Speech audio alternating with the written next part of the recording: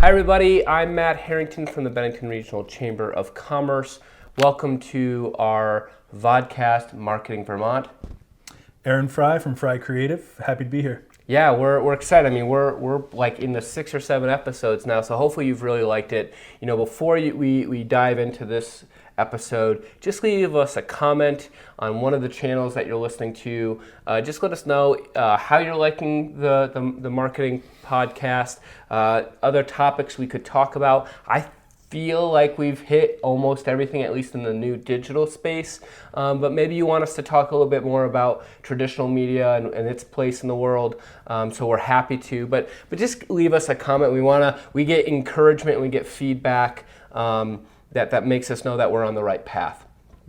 Today's episode, so we've gone over everything from do and delegate, from high philosophy, 40,000 foot view concept shows. We've told you how to make a vodcast in some other episodes, where to put your money, where to put your people, that sort of thing. Yeah.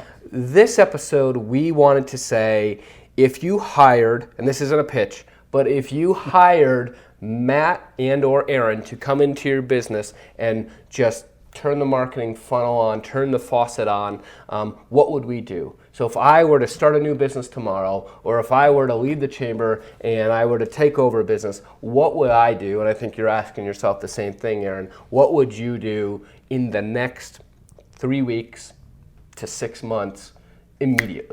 And I think sometimes our businesses are like, yeah, just that. Like, I get the big stuff, I get the tactical stuff, but really, what's the operational status? What would you do, Matt and Aaron, in the next 6 months if I gave you my flower shop, my chocolate shop, my insurance company, my real estate company? So let's walk through that this episode if we can. Sounds good. Good. So first, and this is not to seem like it's too philosophical or too high level, I think it is imperative, and you've heard us talk about it on this show before, you've got to develop your narrative, your brand, your story. And that may be different than what it was last year. It could be different than how you started or your mom or dad started 50 years ago. But as you move forward, if we were to come into your business today, we would sit down and really create what is the hook? What's the pitch? Doesn't mean we can't pivot from that in a year and a half. Doesn't mean it has nothing to do, but if we even look at the Shires, you and me and some of our media team had to recreate the narrative of that Shires. What did we want the Shires of 2019 to be that it might not have been in 1990 or 2000 or even 1780? So developing that narrative and that brand and that story that we want people to tell, and that can be as contextual as when I walk into your insurance agency, it feels like this, it is this. I'm big on that the values, and sometimes that's a soft term, right? What are the values of our organization or company? But the values dictate the rest. The values dictate the decisions you make.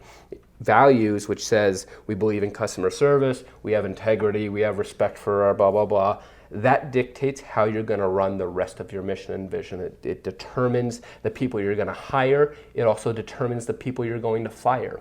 I was in a meeting this morning with a restaurateur who also runs a country store, and she says, when I interview candidates, I actually run them through our mission and vision, and then I tell them scenarios, and I want to learn how they react to those scenarios. If somebody were to walk into our country store and do it this way, how would you react? Because I want them to see immediately, before they're even hired, how they're going to treat somebody. And to me, that gets back to the narrative, branding, and story of what you're creating if we were to walk in your company tomorrow. What's the next step? What would you do? Next, I think I would, once you have that in place, which again, like you said, it really defines like so much for these next few steps, I would get into your organic and paid strategy. So based on who you are, which you've defined with your brand story or your narrative, you then look at how you're going to communicate that to other people. And we've talked a lot about, needing to post daily on social, running paid campaigns that amplify your good pieces of content. Maybe you get a nice 30-second video created by a local video freelancer, and you put your dollars behind that. But I think you need to have some thought behind what you're doing organically and paid, which then will kind of set the course for the other things and stuff you're going to implement on the day-to-day. Yeah, and you and I did that quickly with even a Google Doc that we shared when we really started to turn on the faucet, and this kind of it was not a clean line of success between like when I took over the chamber and us getting to where we are today. It was kind of like this kind of formation, but eventually you and I got to a place with our media team that we created an organic and paid strategy in a 6-page document that we continue to update, but that I shared with my board and I shared with my staff to say these are the marching orders moving forward, at least from a marketing perspective. Yeah. Not so much about organizational or membership or anything from a chamber perspective, but really it was just like, I want everybody to buy in and understand where from a 40,000 foot view organic and paid strategy in terms of marketing is going to go. So for us, right after we developed narrative, right after that brand and the storytelling, and that can be things that you're writing out. I mean, one of the best things you could ever do to find your narrative and brand, step one, would be to write a blog that helps you discover what type of chocolatier are you? What kind of restaurant are you? What kind of insurance agency are you? What kind of chamber are you? That'll help get you to that. So when you're looking for a practical practice to get in the habit of, it's not unlike therapeutic journaling. You need to therapeutically journal your way to what your brand and story is. On top of that, once you find what those are, it's about finding the tools and the vehicles to execute that brand. I mean, that's really what you're talking about. Step two is finding execution and the tools and the platforms to execute that. Yeah, for sure.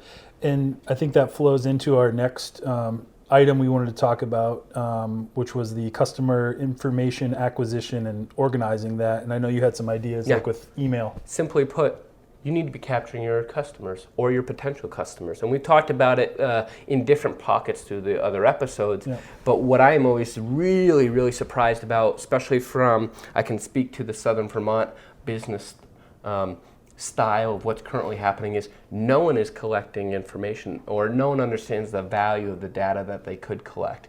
One of our best members, one of our best businesses, during one of our higher festival times, became a sponsor. They put a booth out there and they were giving away a free fire kit or something like that, and thousands of people came and put their name in the little box so that they could win this fire pit. Yeah. And they got thousands of names. Now, hopefully, that customer and that member, and I would imagine they did, put all those into a database so that they could continually touch those types of people. And so, in anything, be building an event, be building win a case of wine, win a case of chocolate, get a free insurance assessment, whatever the value you can provide as your business, find ways that the customer will give up that information.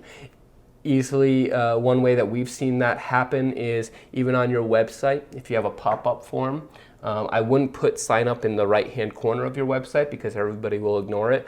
As we mentioned in one of our episodes before, the audience will actually absorb a lot of tension that you don't think it will. So if you think, oh my gosh, if I do a pop-up banner that pops up with a sign-up form, nobody's going to come to my website.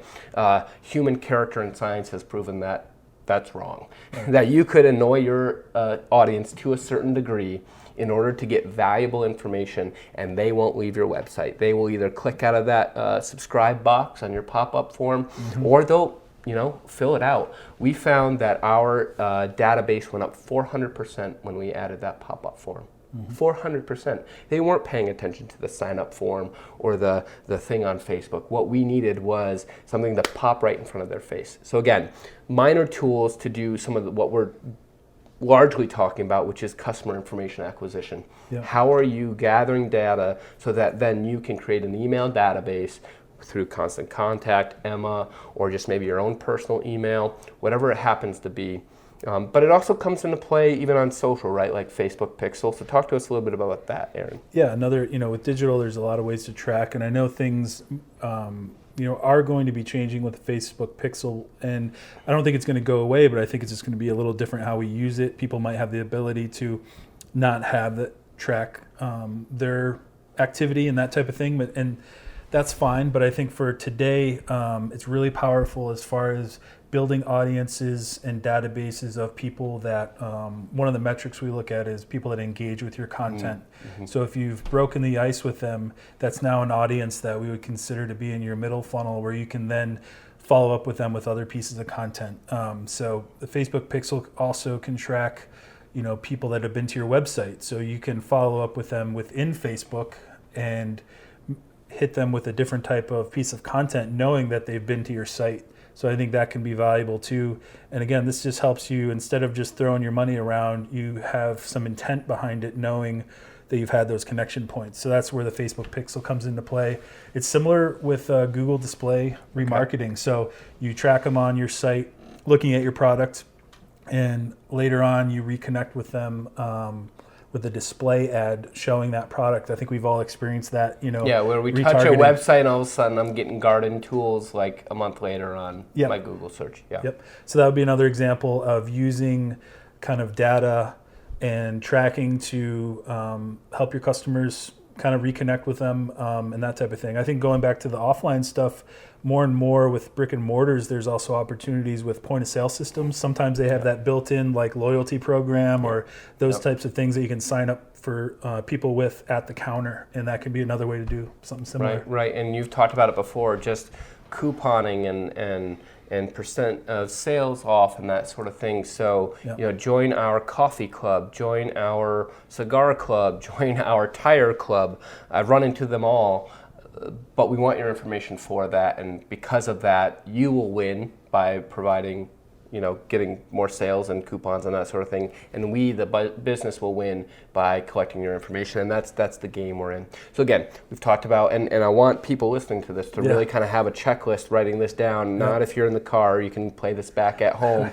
But developing the narrative, brand story, whatever you want to call it. And that may take some, offline time to kind of think about that, write a Google Doc, write it in a journal.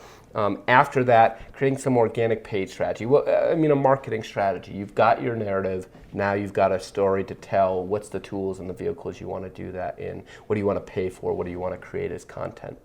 Then what we just talked about was just the beginning of that customer information acquisition. So hopefully people can start to paint a picture in their mind of like, I could see myself over the next 6 weeks doing some of these things. Yeah. After getting that customer acquisition, one thing that, maybe a smaller thing on the ladder, but I encourage every business to attempt to try and do this, which is to create a monthly event that requires you to write a press release. Two things are getting done at once there. One, you need a press release. You need to be sending it to your local paper, to your regional, state, and national level of industries you're in. So if you have an industry magazine or magazines, you should have the publisher's email on that. A couple hours on Google, you will be able to find that. Mm-hmm. And same on and go through that national, maybe it might regional northeast, might be regional within the state. It's also the state level. And you should have information from everybody from your business magazine outlets. So for us here in Southern Vermont, you should have the Albany Business Review, you should have the Times Union, you should have the Vermont Business Magazine. Those are all editorial places that you should have contact with. And again, some time on some Google or wherever, looking in the back of the magazine will easily give you that person's email. So you need to have those press releases ready. Now what I run into is, well, Matt, if I keep selling flowers and the only thing I do is sell flowers every day and that's my business and I love my business, how can I write 12 press releases in 1 year? Or what am I just saying, that roses are here and then tulips are coming? Yeah. So what I've encouraged a lot of our members to do, and I would encourage anybody listening to this, is to find ways to create events. Yeah. And it goes back to, I think last episode, Aaron, you talked about business can be fun too. And I think there's a little bit of a reluctancy to say, especially in Vermont, where we're Puritans and we like hard work and we have the Puritan work ethic, we just think it should be hard. Mm-hmm. When in fact, and there are plenty of businesses around here that do this, where all of a sudden you're going to start a trivia night on a certain night, there's a press release. You're going to start, 50-cent wing Mondays, there's a thing. We're going to support this fundraiser for this nonprofit, there's a press release. Yep. So I'm not even talking about big things, although we have found that the local chocolate shop tries to create the biggest Reese's Pieces. There's an event. They do a Funtastic Fridays. There's an event. Yep. Make your own candy bar. there's an event. I've already rattled off 3 in 5 seconds. So again, taking some time off and saying how in that calendar of your marketing strategy can you actually carve out events that might be supportive of press releases, because you need to be having that good relationship with the news as well. Yeah, like you said, have fun with it. Something that comes to mind for like a flower shop, maybe towards the end of the school year or the beginning of the school year, whatever, maybe you have a free flower for a teacher or something along those lines, where kids can come in, get a free flower and bring it to school to their stuff like that, where there's good energy behind it too, and you can carve out how those kids think about your business and the teachers and everything. It's just a win-win. And so think about things that are fun, unique, go after a world record, Reese's Pieces, whatever it might be. But yeah, find what fits for you and what you're interested in. And well, and one of the thoughts, and I think where some businesses get stumped is, now that's a cost to me. I have to give flowers to every kid, and I think there needs to be a paradigm shift on that thought, which is those are marketing dollars. You're paying for better press in your local paper. You're paying for you to get customers now. It reminds me of the old program that banks used to do, where kids could come in and set up their first bank account for free, and they'd get a lollipop and all that kind of. That is a dedicated. I mean, the kid's actually going to have to jump through hoops to close that bank account someday. So they will probably say, "Oh, forget about it. I'll always have a bank account at this bank," which is a win for a bank. So just like the flower person, view it as that 7 to 10% we told you to set aside for marketing. View a fraction of that percentage as entertainment and or events. That part of your marketing dollar is going towards the purchase of X amount of flowers that X amount of students can come pick up, but all of a sudden on every flower is the listing of your flower shop and the phone number and the website people can visit to go back to it, and maybe even write you a thank you card. I mean, that's a story in and of itself. Yep. And you can't, that's almost unpaid marketing dollars. So create those events, create those reasons for people to come to your business. And we can go through, I think a couple episodes back, we talked about a wine and cheese party per block. So a person that was originally doing print mailers and was just kind of doing them top level, just print mailers everywhere, which gave him some success. I said it'd be interesting to target those print mailers to certain communities within your larger town. And for that community at these streets, they have a wine and cheese, and they close down the shop only for those people from 5 to 8 o'clock at night on this Friday, and they come in. So again, create those events that are exciting, and I think you could do a press release about that. After the release, Aaron, what do we also do? And I mean, this kind of goes hand in hand with the things we're talking about, but in terms of social channels? Yeah, I think, if we were looking at, jumping in, these are baseline things too. So make this list is your starting point. I should say that as well, because like this next one is set up social channels based on what fits the strategy that we talked about earlier. So in some cases, you might have like a personal account that's you were using as a business account, but you need to make sure everything's like set up correctly. And again, this is one that you can probably check off the list pretty easily. If you're not sure how to do it, there's a lot of stuff online. You can watch a YouTube video and learn how to do it. But yeah, setting up your social channels and making sure that you have that foundation there as you move forward on your strategy and your organic or your paid content. One question that still comes up I guess I shouldn't say I'm amazed at it, but it does come up a lot is, should I use a personal account, groups, or Facebook page? Especially for a business, the algorithms work more for, you can do more for, you can manage and see more and have more insights if you set up a Facebook page for your business. So stop running your business through a personal profile. Right. Don't run your business through a group. I think groups are great, and we'll get into that in another episode, because I think Facebook is switching on, putting more into groups than they have in the past.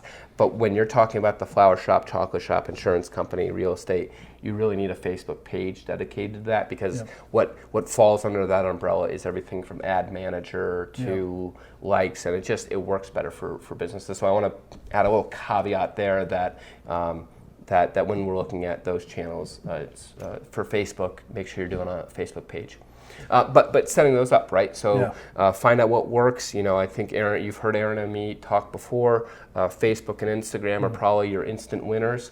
If you're good on video, just setting up some YouTube.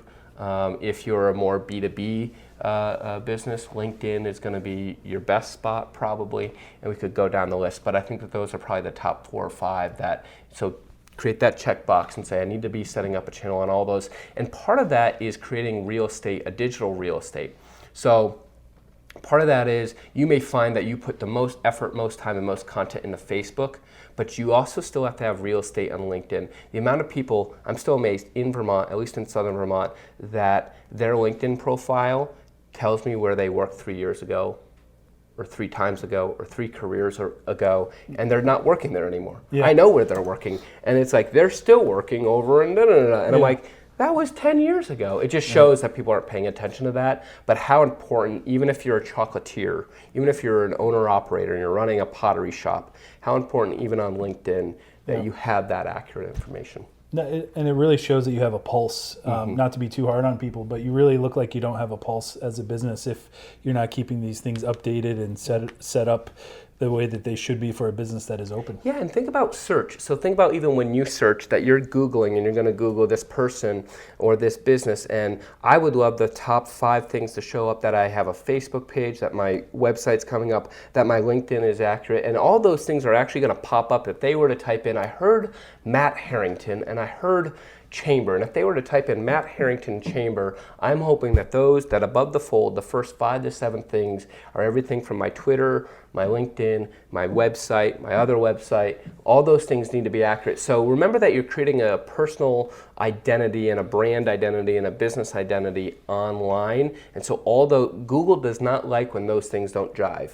So just imagine that you're helping the Google gods by coming together on all those platforms. So we've harped enough on those platforms. So, but remember, going through our checklist, develop the narrative, create the paid strategy, the organic strategy, create that customer information database and acquisition, create that monthly event, and with that, also try and create a monthly press release. Happy to send anybody the template to a press release. If that's kind of bewildering to you, there's a formulaic thing that helps news media figure out what you're talking about very quickly. It's not a hard thing to do. What we just got done talking about was setting up those social channels. What do we got next? Next, we're going to talk about creating a content calendar. And Aaron's favorite thing. Yes. Well, there's so much mental freedom and kind of peace of mind once you get this piece out of the way.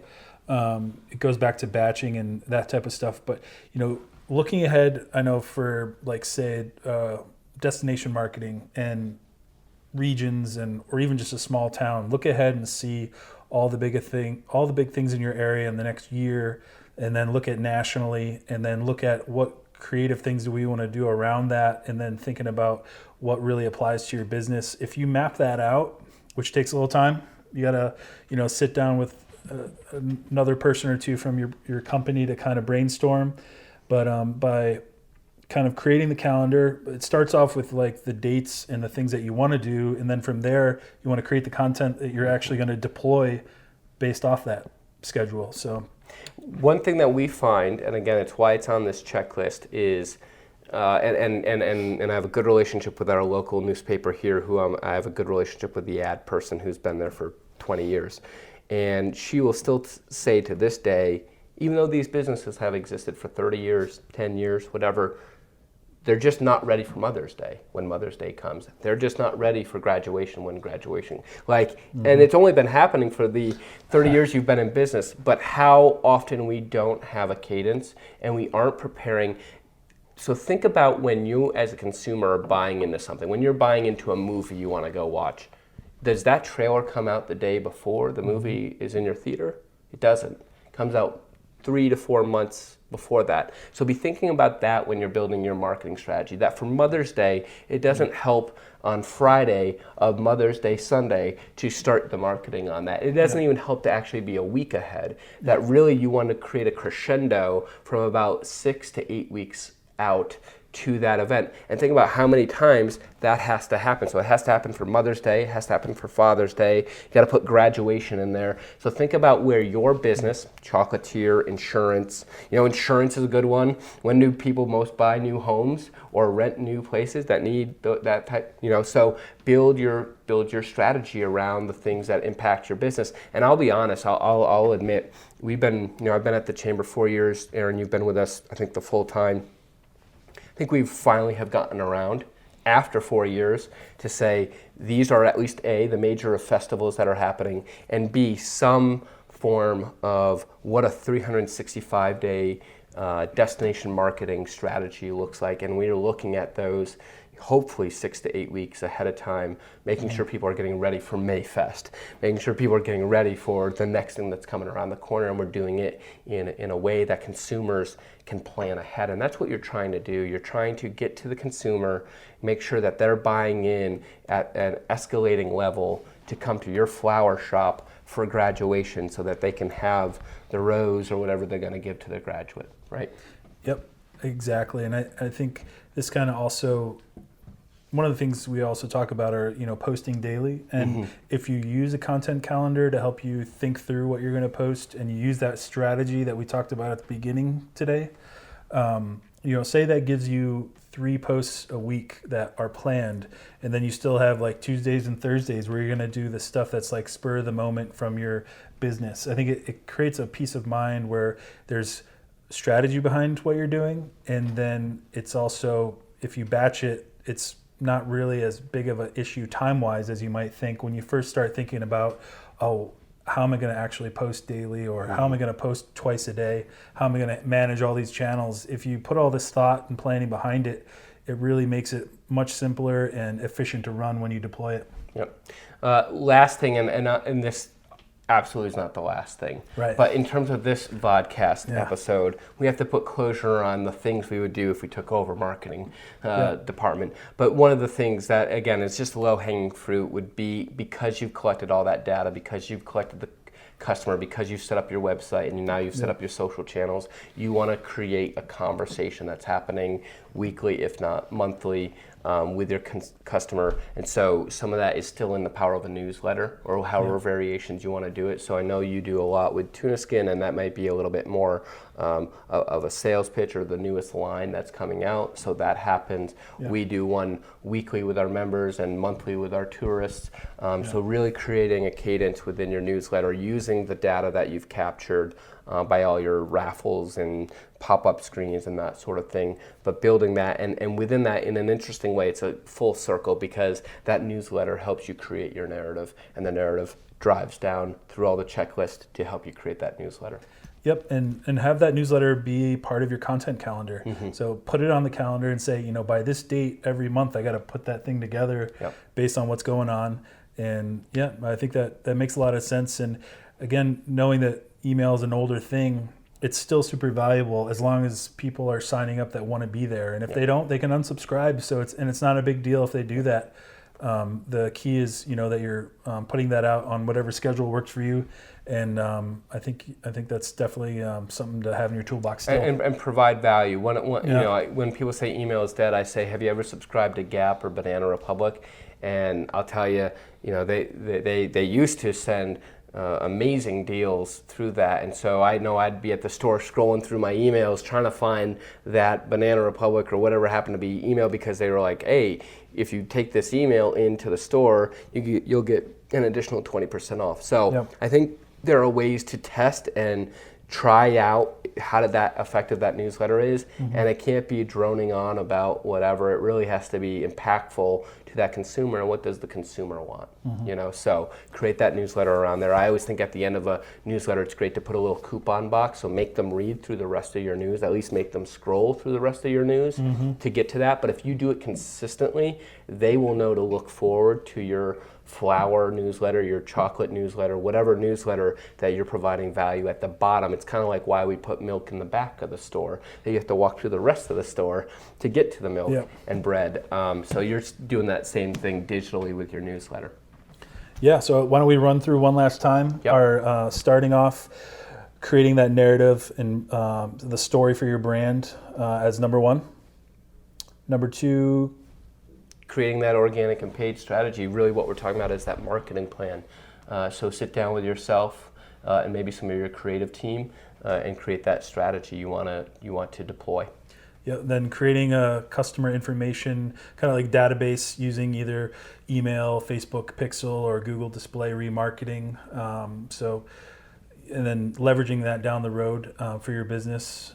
After that, creating the monthly event that we talked about and pairing that with a press release. So if your goal is to send out a press release a month, that might as well be about that cool event Yep. you have every month. Yep, and that press release can be even transformed to a post on your website. You can do you're your own media company again, so you can use your Facebook channels, your Instagram channels, your website to do some variation of that press release, but you can also you should send that press release to an ongoing media contact list that you're creating. We have one in our Google Docs. Look at the surrounding area that you want to influence and go after and find the contacts for that. So after you write that press release and send it out, in this day and age, you got to be setting up the social channels, and so we would recommend immediately getting on a Facebook and Instagram, a LinkedIn, and then I think finding the nuanced ones that you want to belong to, but even just taking up that digital real estate space so that Google is very friendly with you when it's looking through your data, whether that be on your website, your Facebook, your Instagram, LinkedIn. They all match, and now they are creating a full picture of who you are as your business owner. Yep. So we got that. And then the next one, creating the content calendar and the content. And again, this is fueled by that strategy and your brand narrative that we started off with.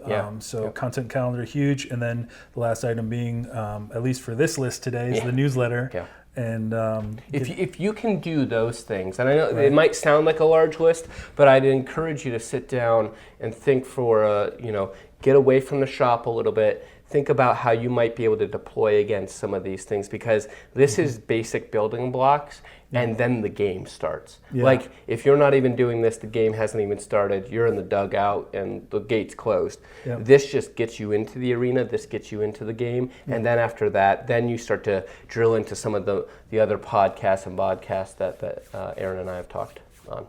Sounds good. I think that's good for today. That's good for today. Thank you so much for tuning in to another episode of Marketing Vermont. We will be back, and we hope you stay tuned. Leave us some comments if you've enjoyed the show, if you have some ideas about what else you'd like us to dig into. Until then, thank you so much for tuning in.